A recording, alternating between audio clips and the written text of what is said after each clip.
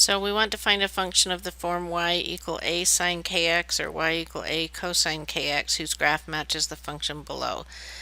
Now this one's pretty simple because there's no phase shift, there's no vertical shift. We just need to find the amplitude, and we also need to find the period.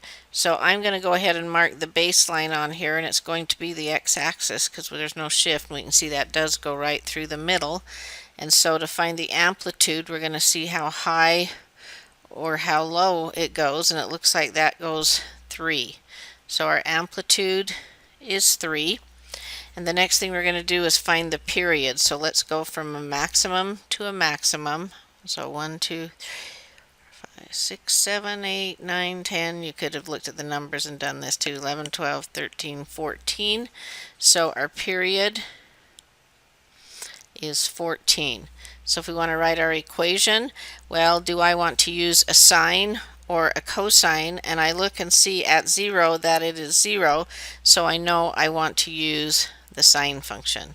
So it's going to be y equals our amplitude, which is 3, and then sine, and we need something in front of the x so that when we do 2 pi over k, that something, it needs to equal our period, which is 14.